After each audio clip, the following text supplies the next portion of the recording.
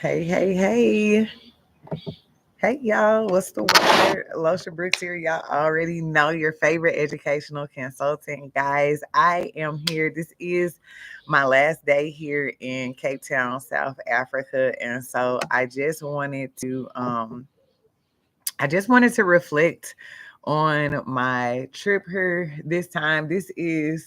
I'm blessed that this is my second time here in South Africa, and I am here with my lovely grandmother, my mom, my aunt, and a family friend. And so this this experience, y'all, this time, oh my gosh, we got to go to Robben Island.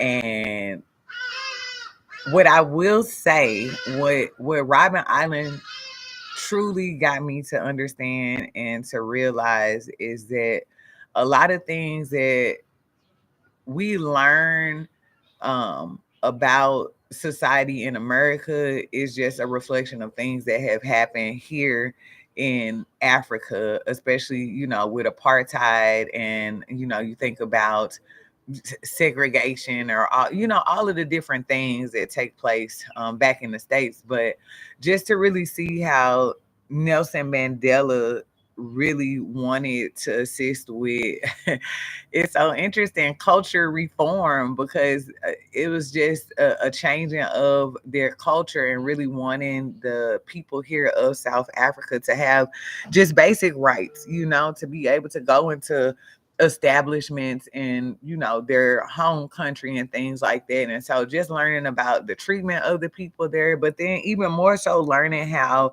even though Nelson Mandela was in prison and there were many other political prisoners that were at Robben Island or sentenced to Robben Island, how they still managed to have a spirit of forward momentum. So they still met while they were in prison. They had a work area. They had to do, forced hard labor, but there was a cave in which the prisoners would spend a lot of time, and they would thought partner are the words we use now current times, but they called it our tour guide. She was so knowledgeable, very, very amazing woman, very knowledgeable. But they call it Robben Island University, and that's where a lot of the prisoners got together and they mastermind, and they really still had a very nice air about themselves in regards to what could they do from even just that point of incarceration to help get the word out about what was going on, here in Cape Town in South Africa, as far as apartheid. And so just bringing a lot of attention, national, global attention to it, and then seeing how they actually really sparked the attention of some people who could really make it possible for their message to get heard, that had such an impact that it stopped a lot of commercial trade because of apartheid. And so that was one of the ways in which, apartheid was ended, is because it impacted, the economic, I don't want to say stability, but it impacted their import and export, which at the end of the day, it does impact their economics. And so that was one of the things that I truly admired, was that Nelson Mandela and the other people that were involved, very notable other people that were involved, staying persistent, and the things that they were doing, having a hunger strike that they enforced in the prison. You could actually see how the prisoners of different ethnicities were even being treated. And so just thinking about all of those things, it's just like, we don't have no excuse in America. I feel like, sometimes it's easier for us to find a reason in our system as to why, we're not progressing or can't progress. But when you look at these people who are actually incarcerated, and they had some forward mobility just from that place of incarceration. And so one of the other things that the tour guide mentioned was how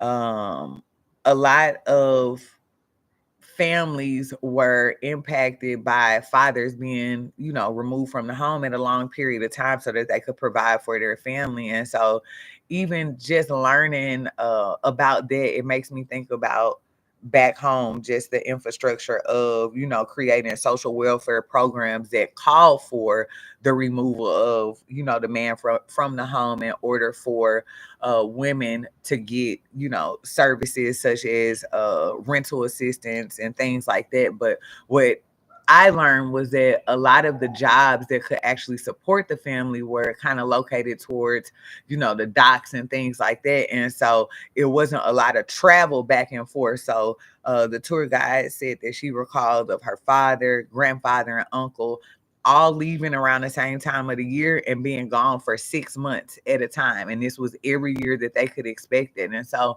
what I think about, and when I say culture reform, because I love education, I love the education industry, of course. I also think at the same time that in regards to cultural reform, I mean, getting back to solid family structures where there is, unity between families. When children, I think, see that, there is some structure, some cultural norms, the expectation that, a man is with the mother and that they, raise the child. And of course, I'm talking about healthy relationships, of course, but I think just even exchanging the dialogue of how powerful that can be, and that's not to denote, I know some people that come from two parent homes and things like that. And for whatever reasons, it's not the best situation. But I think overall, when we look at the overall scope of family dynamics and where they are currently, with respects to the United States, I do feel that there is some reform that can take place. And it really started with dialogue, just being intentional about the conversations. I'm very intentional with the information that I share with my kids, what I expose them to. And that's because I really want to instill in them the importance of family. So, even more so than, I believe in the morals and values that I have established for them versus the things that they'll learn at school. So, I say that because I'm so entrenched in the education industry that I would be remiss if I didn't actually state my opinions about what I think is best for us moving forward as a culture, as a whole. And I really think that's focusing on family structures. So, with that being said, I've enjoyed my trip here to Cape Town so much. Being here with my grandma and my mama here in Africa is just, oh my gosh. It's just amazing. Super highlight. We did a winery tour yesterday. We did the train winery tour, and that was really awesome, really awesome. So we got to stop at a couple wineries. The first time we came, we went to a winery called Stalenbach. I hope I'm saying it right, but anyway, they had some of the best wine. Okay, and so we went this time on a train wine tour that actually showed us different wineries. And so once we finished that up, we went back. But the first stop was uh, Klein Hooterhurst. I hope I'm saying it right. Klein Hooterhurst is a black-owned winery. They acquired this particular winery in 2019, and then they opened for business 2021. And so we had to stop there because there are really, from the history that I've gathered, this is the first black owned winery. Okay. And even where um, we left from the uh, French Hook establishment, which was the first place to actually import and export wine. It was founded by the French. And actually, just to give you some history, because I be wanting to know the history, right? And so, just to give you a little bit of history, the French left France to come here to South Africa in 1688. So they were refugees here in South Africa because Christianity was being forced upon them. And so, in order for them to survive without having to make drastic changes to their lifestyle. They came here to South Africa, and in the French Hook area, that is where they actually first started to import and export wine, or produce wine. And so that's the first place that we left from. We made our departure from. They organized the different train or wine tours via train and via bus. So just a cool little experience. What else? I really liked, there was one uh, winery that we went to that was also an art museum, and some of the art in there was simply amazing. I enjoyed the art that was in there. Definitely had some pictures to go along with it, but um, I just I appreciate and value coming here to Africa to experience it versus reading about it. And so just knowing that a lot of the things that African Americans experience in the Americas is not too far off from, what is taking place, or what has taken place here. And even when you talk about, post apartheid, I still feel like um, there are people who come here and they have an expectation that if you are, obviously melanated, that you kind of that you are submissive. And to the extent, because when we talk about submissive, I'm not talking about like in a relationship, that really in this aspect, that entitlement. And it's just interesting. I think number one, my generation, I'm 35. Hey, Sire. Hey, Sire, my son tapping in on the live. I love you. I love you. I'm so excited to get home to y'all. But it was just interesting, my generation, I'm 35. And so even when I talk to my granny who lived during times of segregation, actually when she started high school, that is when integration was being um was becoming a thing in the United States, where blacks and whites could go to school together. But my generation, I was a part of a desegregation program still in the 2006 when I graduated high school. I was a product of a desegregation program. But what I'm trying to get to is that we have been raised in a integrated society. And so coming here and learning about apartheid and how thick it was, and learning how whole communities have been, I'm talking about, pushed so far out. When you go to the States and you learn about how communities were pushed out, it's not to the extremities of what it is here. Here you can actually see it. Like, you can see where the Africans are living and the conditions in which they are living in. And in the States, you have a lot of areas that are diverse, to where of course in your more urban cities you can see poverty, but here it's extreme poverty of the original people who have been pushed out. And I'm talking about like miles out, like, and they don't have easy access to transportation. I'm not saying they don't, but and so, some people who come here with the entitlement, and they think just because you are a melanated person that is, they can get that off. And so, nah, I'm built different. I'm built different, So it has been wonderful, son. This has been such a wonderful trip, to experience Africa, South Africa with Granny. This is actually my second time to Africa with my grandmother. The first time we went to Cairo, Egypt, and that was awesome, riding the camels through the Sahara Desert with my granny bird. And that was really one of the main factors that led me to come back, was knowing that my granny was making the travels with my mom as well. And so I was like, of course, like, it only makes sense. So yes, it has been good. But I like to give y'all the real. I like to give you the history. Just the whole experience. But most importantly, I think for me is for the message of culture reform, with an emphasis on family structures, with an emphasis on dialogue in between families. I really, really, really just want people to know it's just it's so important, and we got to have the conversations, and and within our families, wherever your sphere of influence is. I use my platform to educate because I'm in the education space. But whatever industry you in, whatever your position is, like that is what you do. That is what you do. I'm here in South Africa. I'm here in South Africa, Cape Town.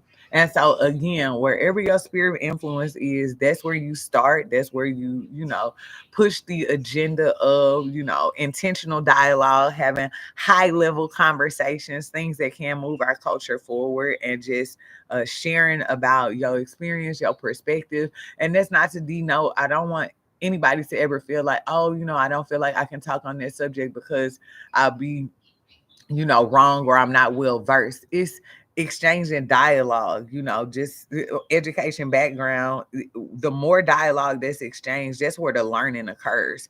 Okay. I love you too, son. I love you so much. I love you. That's my little baby. That's my little baby. But yeah, so it's been wonderful. It's been super duper awesome. I'm always grateful. I really like to acknowledge that I have I have opportunities that have been extended to me that I am just divinely grateful to be able to take part in. And so I even gave a speech at Robben's Island. So I'm I'm gonna give y'all more information on this. So when we booked our trip, you have to book it in advance. It's a ferry. It's a whole process to take you to Robben's Island. And so I told my grandmother, I was like, I think I'm gonna speak at Robben's Island. She said, are you? I said, yeah, invite me to speak. And so she said, will you speak at Robben's Island? I said, of course. So I was invited to speak at Robben's Island by my grandmother. And so again, just after taking the whole tour, learning about the facility, learning about what those political prisoners endured. Also, our tour was guided. There was a lady who gave us the commentary on the bus, and then there was a gentleman who guided us around the actual facility, and he shared with us that he was in prison with Nelson Mandela. And so just even learning that history, that we were, led on this tour of the facility by a political prisoner, that was just so powerful as well, because I believe the information and history that he gave us was more enriching than, given from a third party. This was somebody firsthand, and they won't have that in 15, 20 years. Some of these people may be gone. And so again, just really nice experience with my family. I'm gonna show y'all the views. I'm gonna show you the views from here. Okay, let's see if we can, how we can.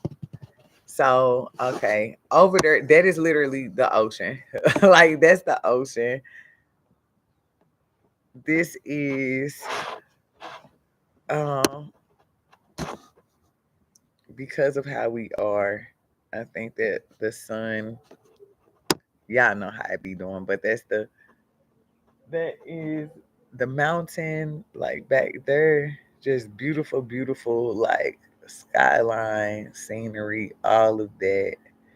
All right, but again, it has been super wonderful. You can kind of see the little skyline on the windows there, but this has been amazing, amazing. I implore you to visit Cape Town. Okay, visit Cape Town. Come and get the culture. Last night we had some fufu. We had some jollof rice. The food is always wonderful here. It's always wonderful. I always enjoy it. We go to. I got to learn the place because it's our second time. The first time we went to this place to get um, barbecue chicken, and yeah, it was awesome. Just love experiencing that culture, their food and things like that. And so yeah, but anyway, I just wanted to tap in with y'all. Last day here in South Africa, Cape Town. Have completely enjoyed it. And the history is the most important thing, just learning the history, and then being able to move forward with respects to what I am doing. And just wanted to share that with y'all. So have a good day. Alrighty. Bye bye.